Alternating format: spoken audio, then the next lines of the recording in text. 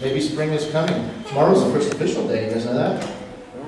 March 21st is the first day of spring. So maybe it's coming. Okay.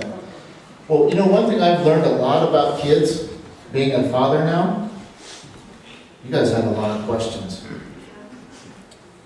Why are you laughing, Baron? Daddy, why? Daddy, why? Daddy, why? You're good at it. But no, kids in general, being around my cousins and nieces and nephews, stuff like that, and of course all of you guys always have lots of good questions. And that's part of learning and growing up, is ask a lot of questions. That's how we learn, right? So, sometimes you don't always get your answers, though, do you? I know sometimes I get asked questions by Baron or others, and I answer the best I can for what I know, but sometimes I don't know, and I have to tell you that. But sometimes a good person will ask more questions. That's what you all do. So like, sometimes I ask, well, why is this or that happen, or how does this work? And you give a simple explanation, but then that makes you guys think, like, okay, well then, how about this? So you guys keep digging deeper, right? That's really, really good. So, but one thing is, some people, when they ask a question, or for help or something, they don't get the answer they want, or they get frustrated, and they just forget about it and move on. And sometimes they let that fester in them. They're kind of dig inside, and they start to lose their spirit, and their way of thinking or feeling about things. And you can look at it sometimes in the way of like how people maybe view God sometimes, that don't follow and keep their faith in Jesus and the Lord. Okay? They may ask for something in a prayer, or maybe they ask a family member or a friend or something for help, and they don't get what they wanted, or they think, God isn't listening to me, I didn't get my prayer answered right away. Sometimes we have to be very patient. God has that plan for us, right?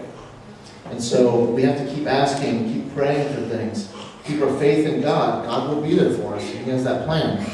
So some people move on and they forget those, and they let that destroy them. It destroys their spirit because they just give up. They think, oh, there's no hope. There is no God. There is no my family, my friends. Nobody's here for me.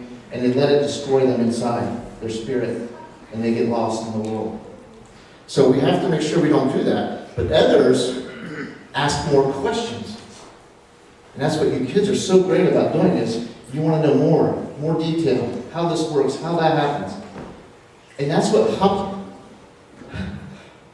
Habakkuk, excuse me, sorry, I can't even read my own writing. Habakkuk saw, he was very inquisitive. He wanted to know more. And so he saw a dying world out there. You know, a lot of problems that were going on. He saw basically evil was kind of starting to kind of win and take over some areas. People were losing their faith. And Habakkuk, it was breaking his heart. And so he kept talking to the Lord, praying to God, saying, why is this happening? How is this happening?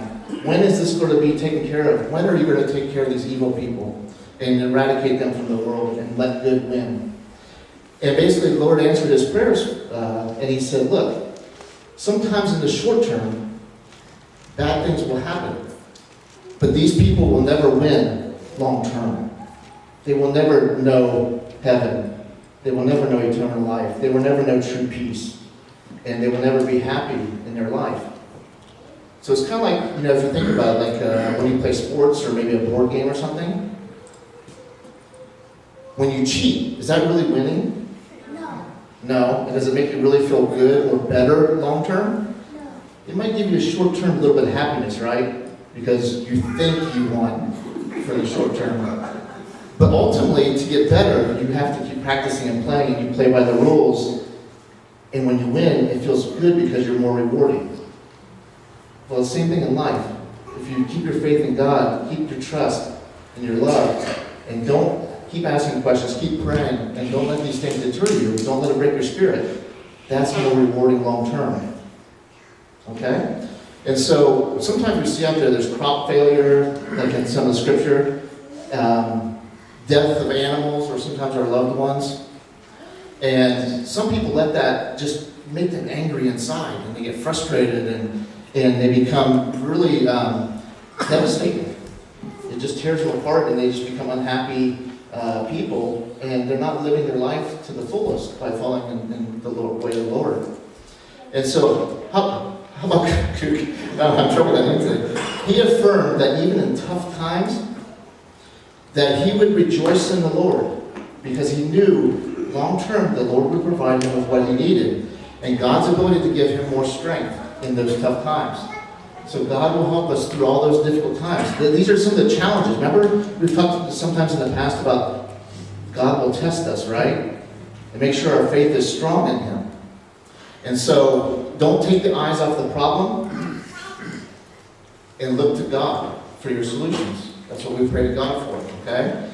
And God is in control and has a plan for all of us and everything that's going on in the world. So even when we don't know what he's doing, we can be assured that he is God, and he will do the right thing in the end.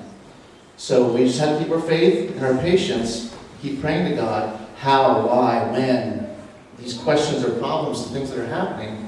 God will guide us in the right direction. He will make sure that we're provided for, even when it feels like maybe we don't have enough food, or if the crops were bad, or the weather was terrible, or whatever. God will be there for us over all the long term, and always there to take care of us, okay? Amen. All right. Muksan number 2.